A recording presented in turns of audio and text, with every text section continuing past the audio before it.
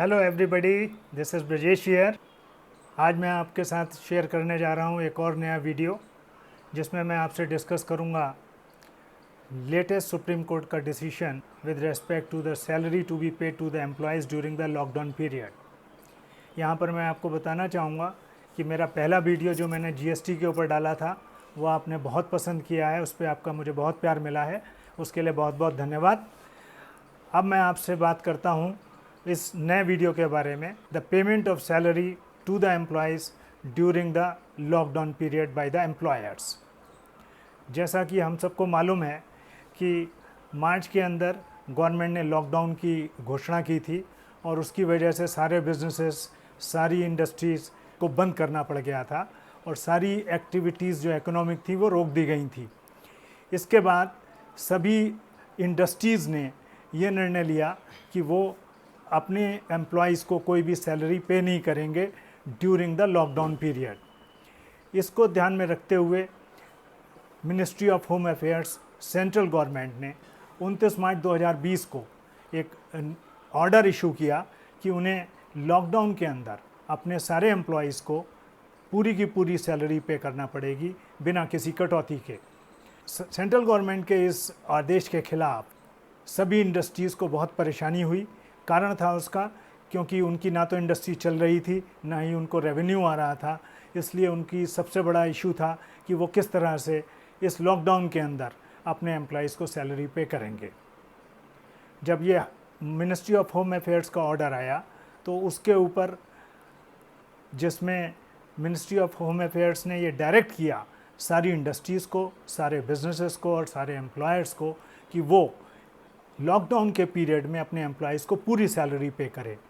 उनको ये भी उसमें आदेश दिया गया कि वो लॉकडाउन के अंदर कोई भी सैलरी की कटौती नहीं करेंगे। इसके अलावा ये भी उनसे कहा गया कि वो इस पीरियड में अपना किसी भी एम्प्लॉय की छटनी नहीं कर सकते हैं। इसके अलावा गवर्नमेंट ने उस ऑर्डर के अंदर ये भी बताया कि जो सैलरी है अपने एम्प्लॉयज़ को वो समय पे दी जाएगी, ना कि उसमें कोई देरी की जाएगी। इस ऑर्डर के आने के बाद सारी इंडस्ट्रीज़ में हाहाकार मच गई क्योंकि उनकी सबसे बड़ी परेशानी थी कि उनके पास कोई भी रेवेन्यू नहीं था, उनकी फैक्ट्रियां बंद थीं। इस वजह से immediately various associations, various companies ने माननीय सुप्रीम कोर्ट को अप्रोच किया और उनसे ये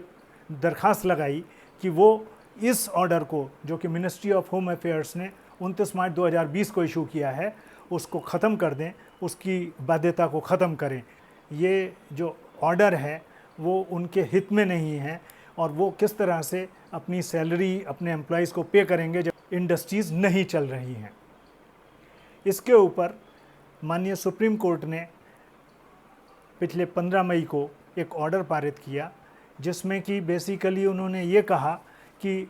इंडस्ट्रीज़ के ऊपर कोई भी कोएरेसिव मेज़र नहीं लिया जाएगा अगले एक हफ्ते तक, अगर वो अपने एम्प्लॉयज़ को सैलरी नहीं पे करती हैं as per the order of the ministry of home affairs. लेकिन इसमें यहाँ मैं आपको ये बताना बहुत ज़रूरी समझता हूँ कि ये ऑर्डर सिर्फ 2 पिटिशनर्स के केस में पास किया गया है। उसमें से एक है हैंड टूल मैन्युफैक्चरर्स एसोसिएशन और दूसरी है इंडियन जूट मिल्स एसोसिएशन। इसके अलावा भी कम से कम 1 दर्जन से ज़्यादा दूसरे पिटिशनर्स सुप्रीम कोर्ट के पास गुहार लगाने गए थे इस बारे में कि जो मिनिस्ट्री ऑफ होम अफेयर्स का ऑर्डर है उसको नलीफाई किया जाए। लेकिन माननीय सुप्रीम कोर्ट ने उन केसेस में सिर्फ सेंट्रल गवर्नमेंट को नोटिस इशू किए हैं कि वो 1 हफ्ते बाद वहाँ पर आएँ और अपना पक्ष रखें माननीय सुप्रीम कोर्ट के पास। यहाँ पर मैं एक चीज़ आपको बताना बहुत ज़रूरी समझता हूँ कि जैसे ही ये 15 मई को ऑर्डर पास हुआ, इमीडिएटली मीडिया के अंदर ये न्यूज़ आने लगी कि सुप्रीम कोर्ट ने सारी जो गतिविधियां हैं इस मिनिस्ट्री ऑफ होम अफेयर्स के ऑर्डर के अगेंस्ट में उनको स्टे कर दिया है। मैं आपको यहाँ बताना चाहूँगा कि मैंने उन सारे ऑर्डर्स को जिसे सुप्रीम कोर्ट ने पास किया है उनकी स्टडी करी है और उसमें कहीं भी उन्होंने स्टे नहीं दिया है against the order of the ministry of home affairs dated 29 मार्च 2020। यहाँ पर मैं आपको एक चीज़ बताना चाहूँगा कि माननीय सुप्रीम कोर्ट ने अपने आदेश में, चाहे वो हैंड टूल मैन्युफैक्चरर्स एसोसिएशन के केस में हो, चाहे वो इंडियन जूट मिल्स एसोसिएशन के केस में हो, या बाकी 6 से ज़्यादा जो दूसरे पिटिशनर हैं उनके केस में, उसमें उन्होंने सिर्फ और सिर्फ समय दिया है 1 हफ्ते का। 1 हफ्ते के बाद पुनः सारे पिटिशनर सुप्रीम कोर्ट में जाएंगे और तब सेंट्रल गवर्नमेंट भी अपना पक्ष वहाँ पर रखेगी और उसके बाद ये डिसाइड किया जाएगा कि इस पर क्या निर्णय लिया जाना है। तो इन इफेक्ट जो मिनिस्ट्री ऑफ होम अफेयर्स का ऑर्डर है 29 मार्च 2020 का, उसको स्टे नहीं किया गया है। यहाँ पर ये जान लेना और ये समझ लेना बहुत ज़रूरी है कि कोई भी एम्प्लॉयर, इंडस्ट्री या बिजनेसेस, उनको इसके बेसिस पे इमीडिएट कोई ऐसा डिसीजन नहीं लेना चाहिए जिससे कि कल को कोई उनके खिलाफ एक्शन लिया जा सके। इस संदर्भ में मैं आपको बताना चाहूँगा, जैसे ही लॉकडाउन डिक्लेयर हुआ वैसे ही हिंदुस्तान के अंदर बहुत बड़े स्केल के ऊपर जो लेबरर्स थे उन्होंने माइग्रेट करना शुरू कर दिया एक जगह से दूसरी जगह। ऐसा सारा कुछ देखने के बाद ही मिनिस्ट्री ऑफ होम अफेयर्स ने ये जो ऑर्डर था वो इशू किया, जिसमें उन्होंने ये ऑर्डर दिया सारी इंडस्ट्रीज़ को, सारे बिजनेसेस को और सारे एम्प्लॉयर्स को कि वो लॉकडाउन पीरियड का पूरा पैसा, पूरी सैलरी, पूरी वेजेस अपने एम्प्लॉयज़ को पे करें बिना कोई कटौती किए हुए। इसी संदर्भ में एक केस सुप्रीम कोर्ट में पहुंचा था जहां पर कि वो माइग्रेंट लेबरर्स की जो दशा थी उसके बारे में था। ये केस था अलक Alok Srivastava versus Union of India.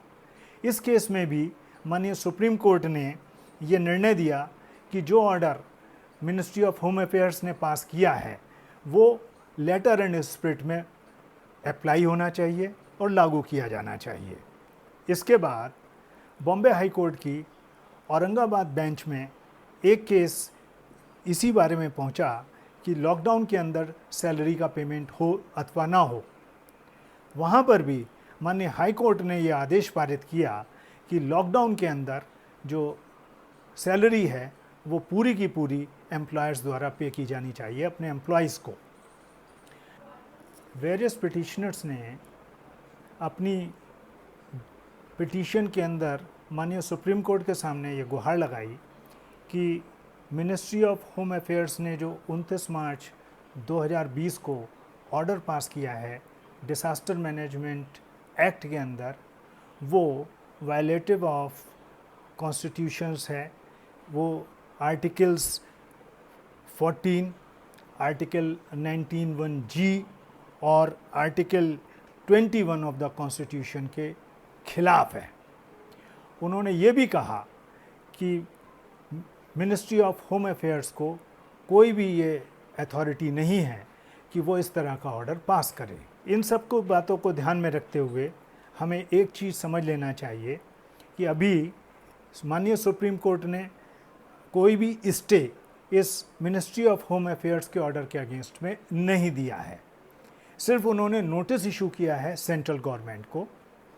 और जब तक माननीय सुप्रीम कोर्ट का डिसीजन नहीं आ जाता है तब तक सभी इंडस्ट्रीज़ को सैलरी जो पे करनी है लॉकडाउन पीरियड की वो एज इट इज़ करते रहना है। अगर इस पीरियड में इंडस्ट्रीज़ कोई सैलरी पे नहीं करती हैं तो एम्प्लॉयज़ के पास ये अधिकार होगा कि वो इसके खिलाफ शिकायत कर सकते हैं। अभी रिसेंटली ही 10 एम्प्लॉयज़ जो एक कार रेंटल सर्विस कंपनी में काम करते थे, उन्होंने दिल्ली हाई कोर्ट को अप्रोच किया है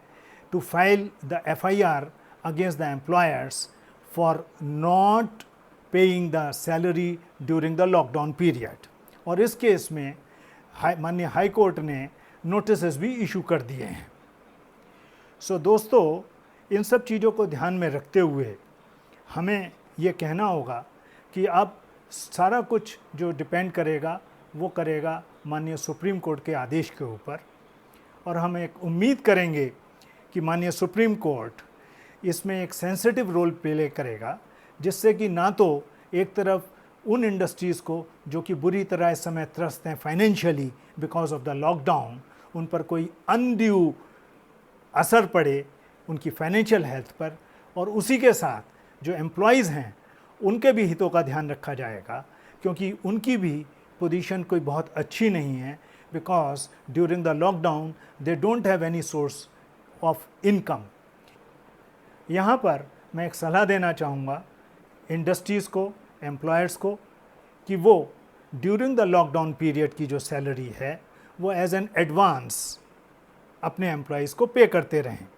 क्योंकि मेरा भी ये मानना है कि सैलरी पे करना या ना करना ये एक एम्प्लॉयर का, एक इंडस्ट्री का अपना प्रोरोगेटिव है,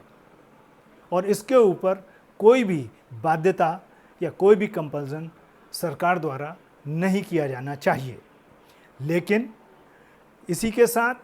ह्यूमैनिटेरियन ग्राउंड्स पे, on long term perspective also, और because of the needs of the labourers and workers by the industry, it will be advisable that the industry looks into this favorably to pay the salary during the lockdown period. इसी के साथ हमें ये भी देखना होगा कि employees के हितों का ध्यान रखा जाए, क्योंकि उनके ऊपर भी ये जो आपदा आई है कोविड-19 की वजह से वो अनप्रेसिडेंटेड है, और उनका भी ध्यान रखना उनके एम्प्लॉयर्स का एक मॉरल रिस्पॉन्सिबिलिटी बनती है। इसी के साथ मैं अपने इस वीडियो को ख़त्म करता हूं,